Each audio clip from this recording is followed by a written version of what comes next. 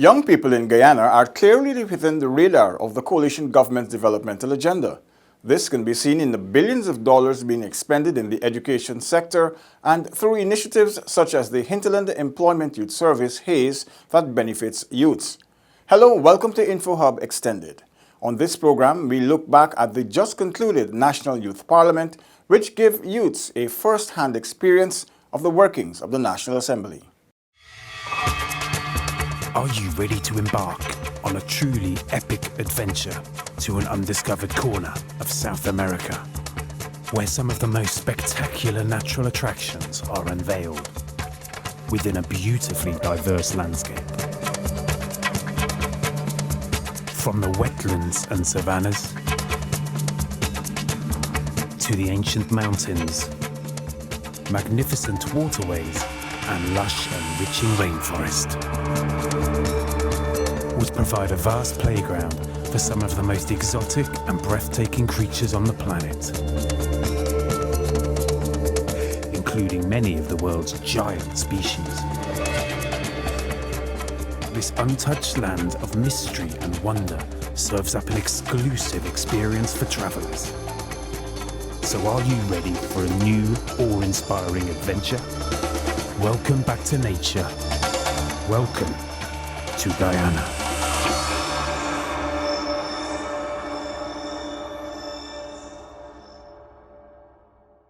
The 5th Annual Youth Parliament was opened on Wednesday, August 14 with pomp and ceremony. 72 secondary school and University of Guyana students from the 10 administrative regions converged in the chamber of the National Assembly, presenting and debating issues of national interests. Since its re-establishment in 2015, the Youth Parliament has provided a platform for youth from the secondary and tertiary institutions to express their opinions and present suggestions on matters affecting Guyana. This year's forum saw the participation of 34 secondary school students and 37 students from the University of Guyana's Tain and Turkine campuses.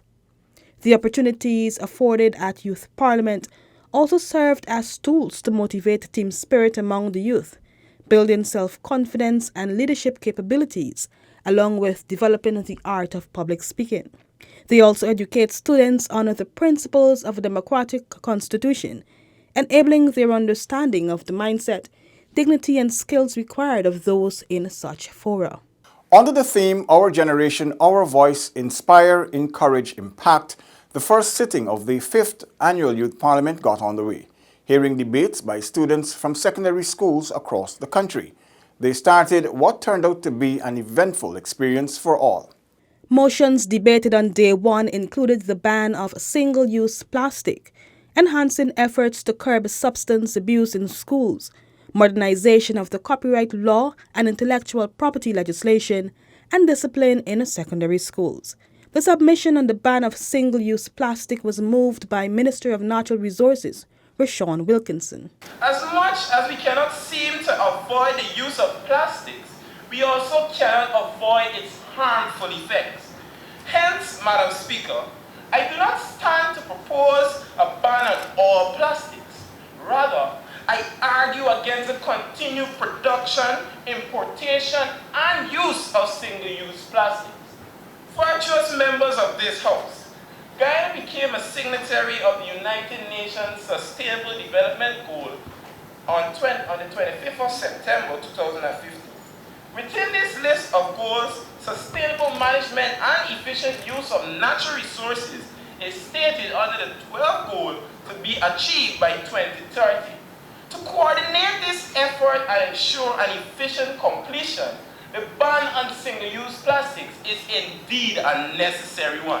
I strongly disagree with the motion to ban single-use plastic, since Guyana's overall consumption of single-use plastic is not so drastic as compared to other nations. For example, China has a plastic consumption at 8.8 metric tons, Indonesia at 3.2 metric tons, and the Philippines 1.9 metric tons. According to an article written in Burgeon magazine, Madam Speaker, And even though these countries have the highest plastic consumption, they have not banned the use of plastic, but rather put other measures in place, such as ban imported waste. Both private and public sectors are working to reduce plastic waste. Madam Speaker, even if it is possible for these single-use plastics to be decomposed or broken down, the chemical breakdown releases constituents including its toxic components. These contaminants not only pollute the land and air, but they kill animals living in polluted waterways. Madam Speaker, allow me to inform you that there is a great difference between the amount of single-use plastics produced annually and the amount of plastics recycled or reused. According to the New York Times, about 300 million tons of plastic is produced globally each year. The ban on single-use plastic was followed by a motion on enhancing efforts to curb substance abuse in schools, moved by Minister of Public Health Devasti Ramding. Curbing substance abuse with young population should not be debatable or priority since substance abuse is on the rise in all parts of our dear country, Guyana. Their studies state the brain is especially susceptible to change during adolescence. The years most often spent in the classroom, on field, and validating friendships. This is a time in which a person's learning capacity is at its greatest. It's also a time in which the brain is more vulnerable and disruptions in cognitive development. Drugs and alcohol are some of the most detrimental to teen brain development. They manipulate the brain, wiring, and affect the way the brain processes and retains information. Madam Speaker, the health of each our citizens is our responsibility. Hence, when implementing strategies, especially those pertaining to our young population, we need to consider that the generation is evolving. Thus, we need to focus on the effects these strategies will have on our students. With two more motions to be debated, the youth parliamentarians were already making headway under the watchful eyes of Minister of Education, Dr. Nicolette Henry. Shadow Minister of Legal Affairs, Mohandas Suraj Paul, opened arguments in the motion, modernization of the copyright law and intellectual property legislation. Madam Speaker, members of the House, we are using a copyright ordinance that was drafted since 1915, and we are living in the 21st century. How can the copyright ordinance that was drafted in 1915 provide protection against infringement in the 21st century where technology is present almost everywhere, Madam Speaker? The copyright laws allow creators to retain this control and to receive remuneration for their original work. Madam Speaker, as there is technological progress, it is clear that a detailed review and amendment of the copyright ordinance is needed. Esteemed Madam Speaker, I must inquire, am I to understand that we intend to amend a law which is blatantly ignored and not enforced to begin with? Madam Speaker, I implore you, take a stroll in our bookstores. They are highly populated with photocopy books. Our local artists support themselves from other individuals' music. Architects do not always execute their original designs. To work tirelessly on a project only to have the credit be hijacked from you is absolutely horrid. I admit, of course, such a thing is unfair to the creator. However, why are we also not considering the country who has spent years depending on this system? Would we punish a child for speaking when it's an event his mother has groomed for him his entire life? Guyana is striving to become a developed country, and modernizing copyright laws in the country would be a necessary step if we are to achieve that. Moreover, I dare to concede that a move such as this would contribute to the economic prosperity of Guyana. How, you may ask? Well, if artists and artists are aware that systems are put in place to guarantee protection and profit for their work, it would encourage said persons in communities to produce more artistic pieces. Shadow Minister of Education J.L. Lord opened arguments on discipline in schools, zeroing on corporal punishment. Punishment in schools help teachers to manage their classrooms in a way that creates an effective learning environment. Teachers who use peer punishment techniques actually encourage students to respect the authority and their peers. Another advantage of corporal punishment is it serves as a deterrent. When students see that someone is punished for misbehaving, they try not to do similar things to avoid suffering consequences. Madam Speaker, corporal punishment in school promotes abuse. Article 15 of the Rights of a Child Commission provides that children should be free from all forms of abuse. The independent expert leading the study, Professor Polo, reports, and I quote, throughout the study process, children have consistently expressed the urgent need to stop all this violence. Children testify to the hurt, not only physical, but inside. Wrapping up the day's proceedings was Opposition Leader Brianna Ramnarain and Prime Minister Charlie Adhar, who were also adjudged Best Speaker and Best Debater respectively by the team of judges headed by the Education Minister Dr. Henry. The government side of the House also walked away as winners of the first day's debate. Madam Speaker, everyone is not the same. Every child is different. While positive discipline may be effective for some children, it is not effective for all. This is why corporal punishment is needed in every school. For example, the prison is a stringent method of discipline. Many persons do not see the doors of a prison because the mere presence of a prison system acts as a deterrent to them. They've also said that there are other pollutants that we must place our attention upon, such as paper, which the Shadow Minister of Natural Resources has said. However, simply because paper is a pollutant does not exclude the fact that single-use plastic is also a pollutant. It deserves our attention. It deserves our attention. And so does paper. But single-use plastic is what we're focusing on right now. One of the ministers of the opposition has proposed that we recycle and reuse single-use plastics rather than banning it completely. However, simply because we educate people on the importance of reusing single-use plastics and provide recycling factories to do so, does not mean that people will use it. Bringing an end to the first day, Minister of Education Dr. Nicolette Henry was thrilled by the impactful debates. I can see that the future of Guyana is bright. And I know that each of you, as you navigate your developmental journey, you will contribute to moving Guyana from strength to strength. I am pleased with the high standard of respect and decorum you displayed today, and I think this is something that we can learn from you as adults. To be a leader is such an honor and privilege, and you have demonstrated great leadership in terms of your presentation.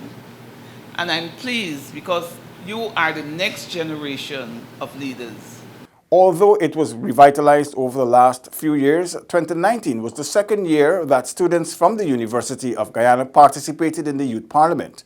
On August 15, the UG students took on a range of issues in a thrilling debate session. While the opposition side of the House came out victorious, scoring a total of 939 points, together the youth parliamentarians were said to have outdone themselves in the exciting debates. The government side followed with 865 points. The mostly international relations students debated motions on the formulation of a comprehensive policy document to address the entry of migrants and refugees to Guyana, the amendment to the Representation of the People Act Chapter 103 to include youth participation in governance, and the use of funds generated from the oil and gas sector. The youth parliamentarians also defended a motion to amend Article 155(1)(a of the Constitution, which prevents Guyanese with dual citizenship to serve in the National Assembly. Minister of Citizenship Shekinah Stewart commenced Day 2 of the sitting with her motion on the formulation of a comprehensive policy document to address migrants and refugees to Guyana. Madam Speaker, arrange rate homeland. So though there exists a universal law that makes provisions for people everywhere to be equally protected without and against discrimination, a policy that is not universal but one that is specific to Guyana leaves no room for misrepresentation and is imperative mechanism for common justice and safety. Safety not only includes the act to prevent physical harm, but also applies in the context of health. Health-related efforts such as the inclusion of surveillance and screening programs to monitor the health status of migrants and refugees entering Guyana. Guyana is already exhausting majority of its resources to provide for our citizens. Madam Speaker, we the opposition believe that a migration policy document is needed. However, the government should have a cutoff number, perhaps a stipulation of how much more migrants and refugees we can accept here. And we must create a substantial database to record that intake. And how do we do that effectively? It's imperative that we as a nation be properly prepared for this influx of migrants and refugees that has already crossed our borders and those that continue to do so. We must start by formulating this comprehensive policy document that will guide us as to how we recognize and treat them, migrants and refugees, as a nation. We do not have the necessary resources to properly protect our borders, but what we must do is grant them passage, but at a controlled rate and amount. The debate on the amendment of the People Act Chapter 103 to include youth participation in governance was moved by Minister of Social Cohesion Orlando Bell. We, the members on this side of the House, recognize the need for youth participation and representation in government. As such, we seek to amend the representation of the People's Act to ensure that young adults be placed on the list and ultimately be given a chance to represent us in government. The amendment is in keeping with the National Youth Policy 2015, which states that young people must have representation on parliamentary committees. The United Nations believe that participation is a fundamental right and also believe that young people are agents of social change, technological advancement, and economical growth. We live in a democratic society. It is of the people, by the people, for the people. This is the era of minorities. This is definitely the time to be the change we all want to see. As young people, it is our duty to demand representation and inclusivity throughout the length and breadth of the beautiful nation of Guyana. And we, the opposition, agree that youth participation in governance is of utmost importance. It is vital, like ITAL, that the young people of Guyana have their voices heard and their needs met. However, we, the opposition, also notice that the amendment to Chapter 103 of the People's Representation Act would not be a viable solution for a number of reasons. Led by David Braffith, the opposition side moved the motion on the use of funds generated from the oil and gas sector. Both sides were in agreement as they suggested ways in which funds from the industry will transform all sectors and ultimately the country. Guyana's oil revenues have the potential to cause a paradigm shift in Guyana's social, political, and economic development. Oil has provided us with the opportunity to transform the lives of every boy, girl, man, and woman, regardless of political affiliation, race, and class. According to the Natural Resources Fund Act 2019, all oil revenues will be streamlined through a sovereign wealth fund. I say to you, Madam Speaker, we as a people must consider the future and avoid the crisis our sister nations are currently going through, as they have the roads, the bridges, and hospitals. But when economic crisis struck, they're nothing but remnants of what once was.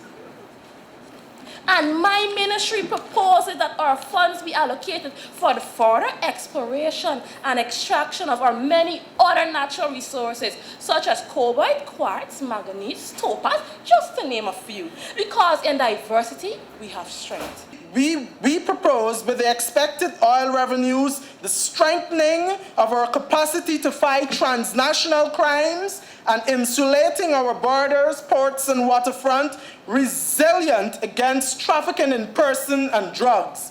Madam Speaker, this is why the expected oil revenues should be spent to protect our sovereignty. All 214,969 square kilometers of rich endowed land space, given that Guyana is dubbed the newest petrostate, potentially the richest, according to our newspaper, as we all know it. The final motion for the day was tabled in the name of Shadow Minister of Foreign Affairs Naaman Gill for the amendment of Article 155, Section 1A of the Constitution, which currently prevents Guyanese with dual citizenships from serving in the National Assembly. The members of this opposition do not believe that a constitutional body at that time that framed this act intended was to close the doors on the diaspora. Widening the pool of eligible representatives to include the diaspora enhances the overall quantity of the political process. Proponents of this view maintains Guyanese who spend time abroad acquire new skills which would ultimately be beneficial to the society and polity. Madam Speaker, the ultimate development of our country may not be met because of the institution of this act. Until this law be relaxed, the diasporic aid in the development of Guyana may be non-existent.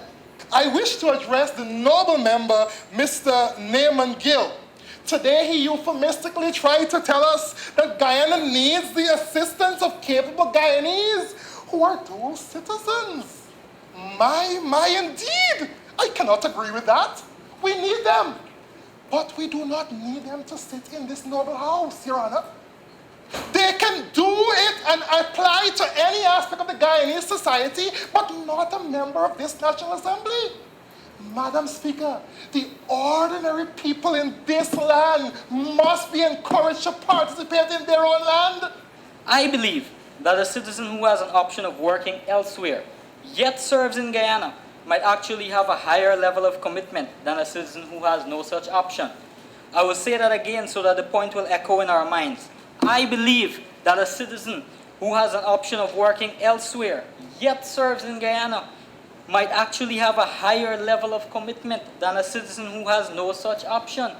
Because a citizen with no such option, we do not know if that citizen will stay and serve in Guyana if given the option of citizenship elsewhere.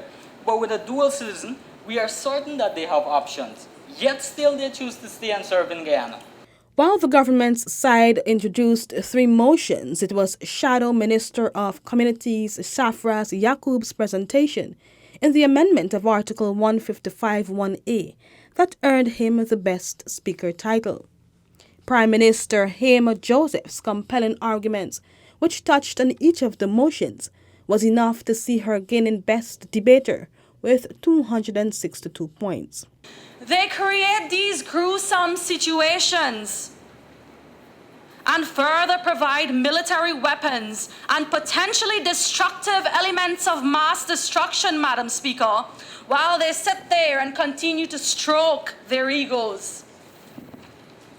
Madam Speaker, we cannot stand here and imitate current first world countries like the US, for instance, whereby the President of the US of A would have signed an executive order that temporarily bans the majority of refugees from coming to the US and suspended visas from 7 mainly Muslim countries, while no one remembers the fact that the US was built on the idea of freedom and speech. Helping those who want freedom and justice for all, as it proudly reads in its Statue of Liberty. Give me your tired, your poor, your huddled masses yearning to breathe free, the wretched refuse of your teeming shore. Send these, the homeless tempest-tossed to me. I lift my lamp beside the golden door. Yet we witness the utter hypocrisy, Madam Speaker. The winners of the day's session were announced by Chief Judge Foreign Secretary Carl Greenidge, who applauded both sides for their gut and perseverance. He said the participants did themselves justice and will be excellent debaters in the National Assembly in time to come. I should commend you for that. It's very important. If you set out notes on a bit of paper, it is important that you understand what you've written, so that when you are speaking, you're not tied to each word and each sentence. And I see a lot of differences. Some people took one look at the bit of paper and they went off as though they didn't need it. Others looked from time to time to ensure that they didn't miss anything, or they looked to a particular formulation of words that was important, and they stuck to that. And where you have developed that capacity, those of you who have, and you know that, I commend you and urge you to develop that further, because I think that is a good part of the art. His Excellency President David Granger has stated that the future belongs to young people and that the coalition government is working to prepare them to assume important roles in this future. The brilliance exuded at the Youth Parliament 2019 will be nurtured under this administration. That is a promise the head of state himself has made. This brings us to the end of another InfoHub Extended. Do join us again. Goodbye.